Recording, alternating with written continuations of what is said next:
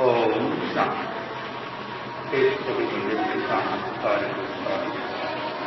सुख से जीना सीखे, सुख से जीना सीखे, बहुत किया विष जन्म जन्म अब, बहुत किया विष जन्म जन्म अब, अमृत जीना सीखे, सुख से जीना सीखे, सुख से जीना सीखे।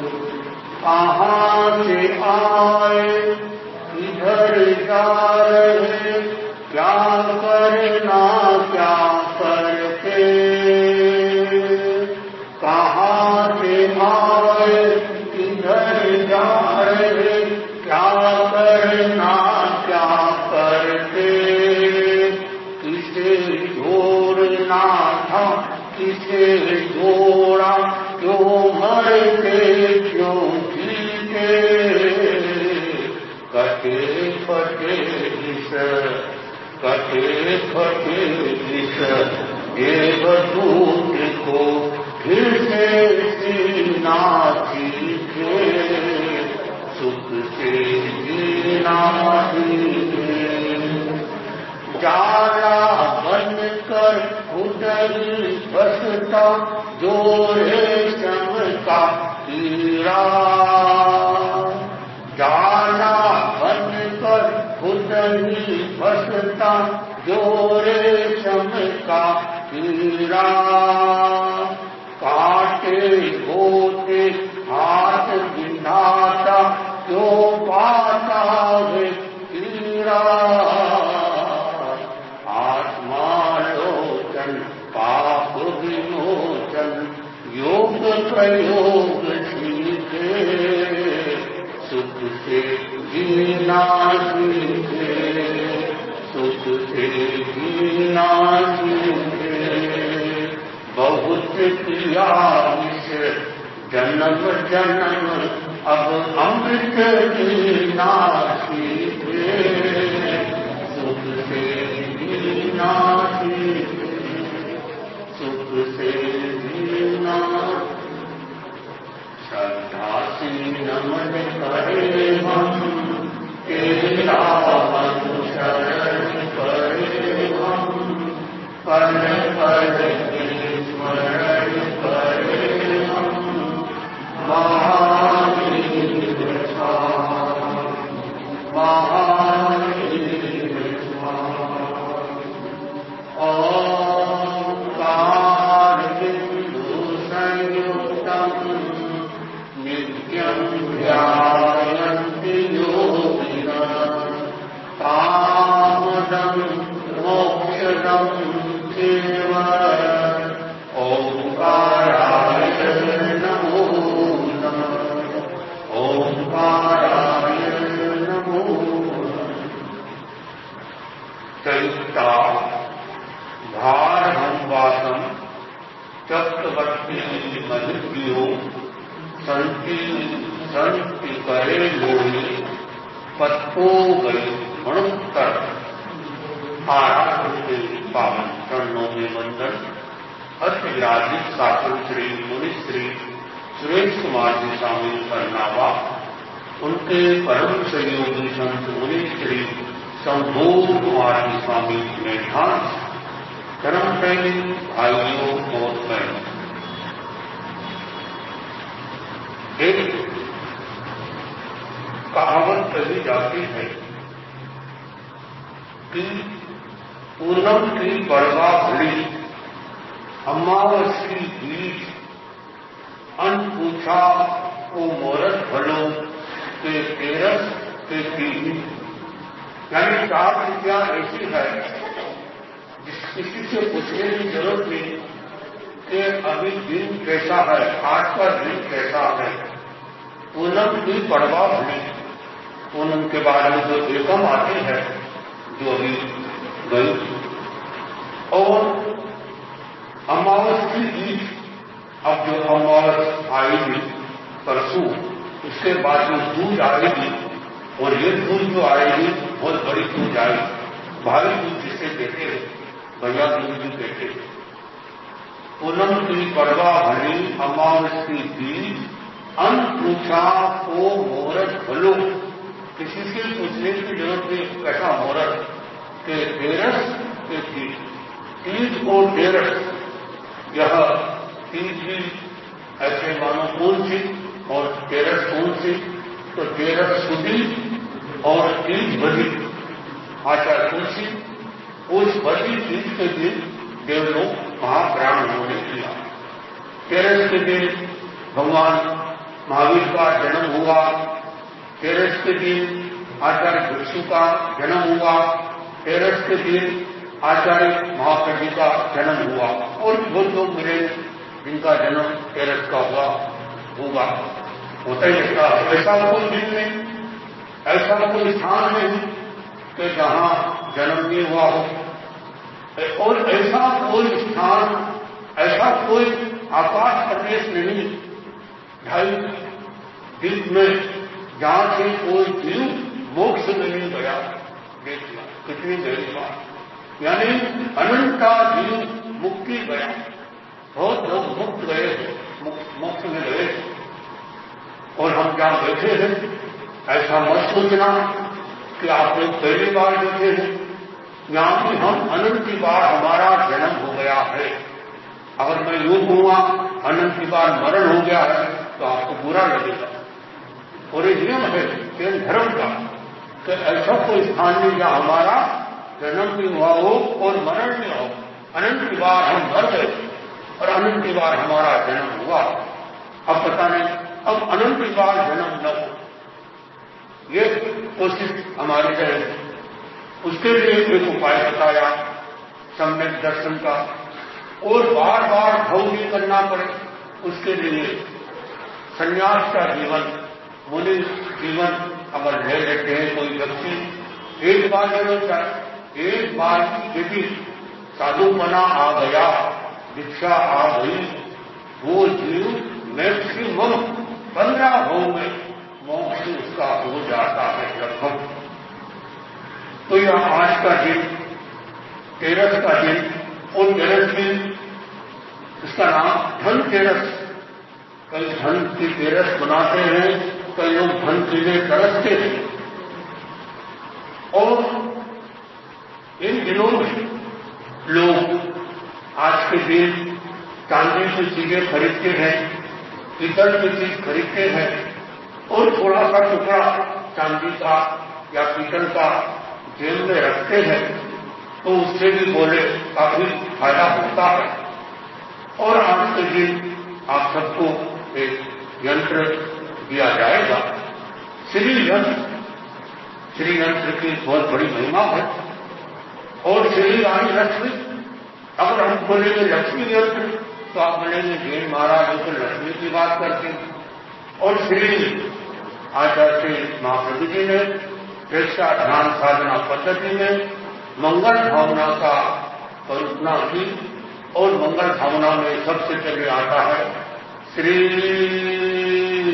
संपन्नो श्याम, श्री संपन्नो श्याम, श्री संपन्नो। इसका अर्थ है मैं श्री संपन्न बनूं। श्री एक ऐसा मंत्र है जिससे यंत्र भी बनता है, और बहुत सारे मंत्रों में श्री शब्द का प्रयोग होता है। कई मंत्र बोलेंगे तो श्री बोले, श्री ओम ह्रीं श्रीं क्लीं आदि आदि। तो श्री लक्ष्मी का, लज्जा का, अनुशासन का प्रतीक है। और श्री गणेश, जितने भी देवी देवता होंगे उनमें सबसे पहले श्री गणेश का नाम आता, श्री गणेश हो गया।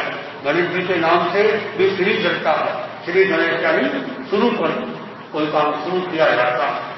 तो श्री एक ऐसा यंत्र, और मैंने इसको इतिहास में पढ़ा कि सबसे पहले वासुदेव श्री कृष्ण ने द्रौपदी को वो श्री यंत्र दिया था। एक श्री यंत्र है जो आपको सब दिया जाएगा। ये श्री यंत्र दो रूप में होता है, एक पेपर के रूप में और एक क्रिस्टल के रूप में। जैसे पिरामिड होता है उसके तो इतिहास में आता है, उसमें पेपर वाला नहीं दिया होगा, वो जो क्रिस्टल का वो ऐसे दिया है और उसकी उससे बड़ी सुरक्षा मिलती है। तो ये श्री यंत्र एक ऐसा प्रयोग है और इसके आप अगर फायदे देखो तो इसके बहुत सारे फायदे हैं। इसका जो सबसे बड़ा फायदा है वो है सुरक्षा। आज सभी लोग सुरक्षा चाहते हैं, सुरक्षित रहना चाहते हैं। जिसके पास में श्री यंत्र होता है, श्री यंत्र की साधना होती है, अपने पास ही रखा जाता है और घर में इसको वास्तु दोष का भी, जिनको घर में वास्तु दोष है तो उनके लिए भी श्री यंत्र बहुत काम करता है। इस्लाम कोड में यदि श्री यंत्र को रख दिया जाए तो फिर घर का जो वास्तु का दोष है वो दोष भी दूर हो सकता है। तो श्री यंत्र ये सुरक्षा करता है और जिसके पास श्री यंत्र है उसको प्रसन्नता हो, उसके चेहरे के ऊपर नाम सुनते ही प्रसन्नता आ जाती। श्री यंत्र ऐसा ये मंत्र है, यंत्र है, तंत्र है, तो इससे प्रसन्नता बढ़ती है और हिम्मत आती है। हिम्मत की हिम्मत, साहस बढ़ता है। जो लोगों को डर लगता है, हिम्मत की कमी है, साहस की कमी है, अगर जैसे आज की तारीख में यदि आपके पास में मोबाइल है तो आप अकेले नहीं हो, आप जंगल में भी कोई न कोई उपाय से अपना काम चला सकोगे मोबाइल आपके पास। जैसे मोबाइल है तो आप अकेले नहीं हो, लेकिन यदि आपके पास में श्री यंत्र है तो वो मोबाइल तो दूर की बात है और उससे आगा अनंत गुना उसका फायदा हो सकता है। तो उससे साहस बढ़ता है। और ये भी सुना है कि जिनके पास में श्री यंत्र की साधना होती है उनके घर में लक्ष्मी की कमी नहीं होती है, उनके घर में धन की कमी नहीं होती है। हालांकि कई लोग धन प्राप्ति के लिए श्री यंत्र की साधना करते हैं। मैं आपसे ये नहीं कहता हूं कि आप धन प्राप्ति के लिए, लक्ष्मी के लिए श्री यंत्र की साधना करो, आप लक्ष्य बड़ा रखो। तो जब लक्ष्य बड़ा रखते हैं तो अपने आप ही आपको वो लक्ष्मी की प्राप्ति, धन की प्राप्ति हो सकती है। तो धन के बारे में आचार्य महात्मा जी का संदेश है कि जो दृष्टि है उनको धन चाहिए, तो जो अर्थ है वो अनर्थ न बने। अर्थ अनर्थ की जड़ है का कहा जाता है। तो उसके लिए बताया कि उसके साधन शुद्धि होना चाहिए। आपके पास जो धन प्राप्त करना चाहते हो वो धन का साधन शुद्ध होना चाहिए। अगर साधन अशुद्ध है, 2 नंबर का धन आपके पास में है, वो क्या जाएगा, जाकर डॉक्टर के पास जाएगा या चोर चोरी करेगा या आग लग जाएगी। और कहा भी जाता है धन की गति 3 है, दान, भोग और नाश। दान भोग जो न करे हो जाए विनाश। तो एक सुझाव दिया कि साधन की शुद्धि होना चाहिए।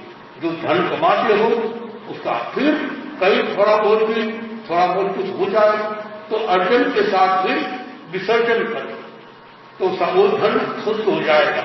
वो घर में 2 नंबर की कमाई नहीं आना चाहिए। चालू भाषा में कहे हराम की कमाई नहीं आना चाहिए। हराम की कमाई होगी वो मैंने देखा कई लोगों के।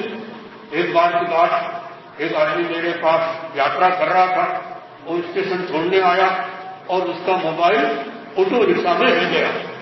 मैंने कहा यदि आपकी खरी कमाई का होगा मोबाइल तो आपको मिल जाएगा, खरी कमाई का नहीं है तो कोई बात नहीं। तो वो उसने बात पे ध्यान दिया, वो साथ में चला गया, उज्जैन से रतलाम पहुंचा, स्टेशन पे पहुंचा ही और ऑटो रिक्शा वाला का फोन आ गया कि आपका मोबाइल मेरे पास में है और जब भी वापस उज्जैन पधारोगे मैं आपको वापस दे दूंगा। तो खरी कमाई का जो चीज होती है वो नहीं जाती। विजय सिंह जी पटवा अपने तेरापंथ के वरिष्ठ श्रावक आचार्य भिक्षु के श्रावक सामयिक लेने डेली होगी और फिर थोड़ा मन में कुछ आया स्वामी जी ने कहा, श्रावक जी आज ऐसे उथल पुथल कैसे मन में? बोले आपसे क्या बताऊं, दुकान बंद थी, जो कितने हजार की 2000 की जो नॉलेज थी वो मैं वही भूल गया। बोले आप कोई चिंता मत करो, आपके भाग्य में होगा, मिल जाएगा, सामायिक को मत छोड़ो, सामायिक को तरीका से करो। ये क्या बात है, भाग्य में होता वो, ये सारा खेल भाग्य का। भाग्य फल की सर्वत्र, हर जगह भाग्य फलता। यदि हमारे भाग्य में है कोई चीज तो गई हुई चीज भी आ जाएगी, और यदि हमारे भाग्य में नहीं है मिली चीज भी चली जाए। तो इस तरह से वो स्वामी जी उसने सामायिक की, और वो साथ एक ने 2 सामायिक कर ली, बोले कोई बात नहीं। और फिर वो गया दुकान पर, क्या योग की बात, दुकान पर वो गया, हिल गया, तार हो गया। वो दुकान पर गया तो उसने देखा दुकान तो बंद थी, दुकान के आगे एक बकरा जाती, वो इस तरह से बैठा कि वो नोट की सुरक्षा कर रहा हो। तत्काल उन्होंने नोट लिया, बड़ी खुशी हुई, और स्वामी जी को याद किया, वास्तव में ये मेरी खरी कमाई का था। तो आपके पास में एक बात कहना चाहता हूं, कभी भी कोई चीज कोई गुम हो जाए, नुकसान हो जाए, तो आप दुखी मत हो। ये देखो वो चीज आपकी खरी कमाई की थी या नहीं, खरी कमाई की थी तो आ जाए, और खरी कमाई की नहीं थी तो आज न भी आए, तो उसमें दुखी होने की जरूरत नहीं, क्योंकि आपको पता है ये तो खरी कमाई करी थी। एक महिला जा रही थी, एक बदमाश आदमी मिला, बंदूक चाकू दिखाया, और सारे गहने दे दो। उस बहन ने सारे गहने उतार के तुरंत ले जा नकली ले जा, क्या बोला, ले जा नकली ले जा, और वो तो ले नहीं गया, वो असली थे। देखिए कभी कभी आप नकली पहनते तो नुकसान हो जाता। कई महिलाएं वो नकली गहने पहनती है, और चोर चाकू उनको तो लगता असली होंगे, कई बार वो हाथ के काट के असली समझ के ले जाते। मनुष्य पदार्थ है, अपने काम से पड़े बंधन है।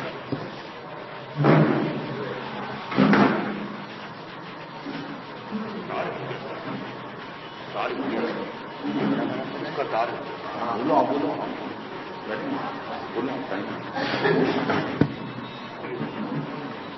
इधर यहाँ से उसको मत छोड़ो, उसको मत छोड़ो, यहाँ से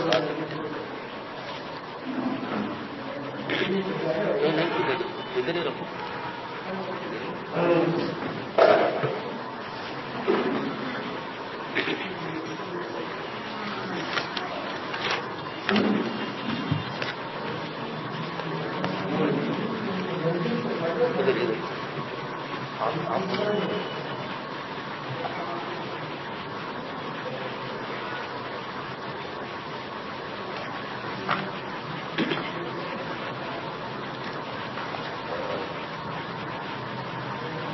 तो बात को आगे बढ़ाया जा रहा है। तो बताया जा रहा था श्री यंत्र के फायदे। तो श्री यंत्र का अगला फायदा बताया जा रहा है कि कर्ज से मुक्ति मिलती है। आजकल गृहस्थ लोगों में बहुत बड़ा कर्ज रहता है कि किसी का पैसा लिया है वो दे नहीं पा रहे, या कोई आपका पैसा दिया हुआ है और वो आ नहीं रहा है। तो अगर श्री यंत्र की साधना आपकी आध्यात्मिक भाव से होती है तो आपका ये कर्ज से भी मुक्ति प्राप्त हो सकती है। इसके साथ में ये बात जरूर नोट कर लीजिए, कभी भी कोई चीज देना, आपको किसी को कर्ज देना है यानी उधार देना है, तो उस समय जब फिर आपको, आप जानते माइक करना जानते हैं,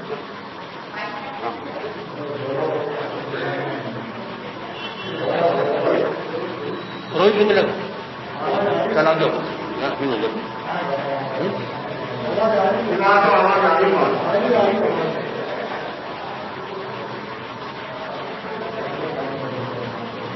तो ये कर्ज से मुक्ति मिलती है। और सबसे बड़ा जो फायदा होगा, परस्पर में प्रेम रहेगा। जिसके पास में श्री यंत्र होता है आपस में प्रेम भावना बढ़ती रहती है, बराबर रहेगी। और सामंजस्य, परिवार के अंदर में सामंजस्य रहेगा।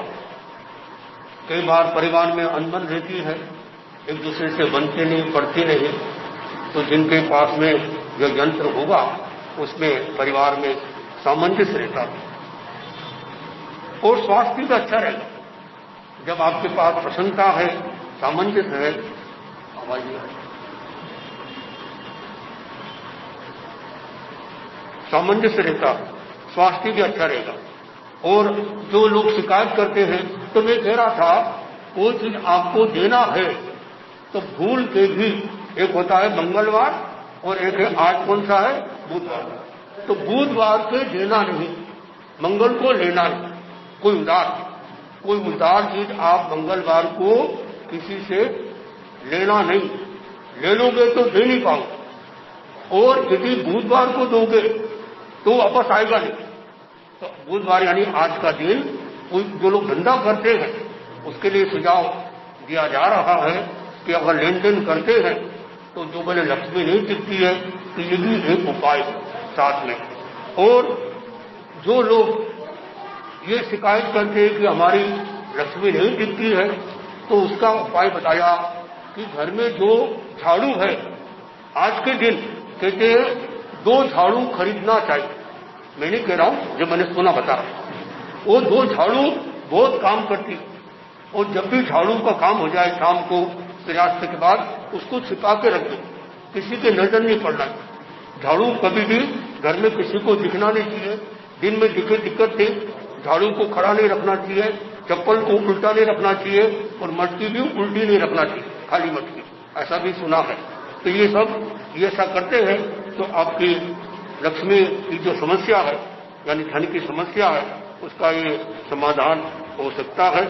इसी तरह से जो आपके जो 5 तत्व है, 5 तत्व है, वो तत्व भी इससे संतुलित रहेंगे। जिसके पास में श्रीयंत्र रहता है, उसके जो हमारा शरीर 5 तत्वों से मिलकर बनता है, तो उसके वो तत्व भी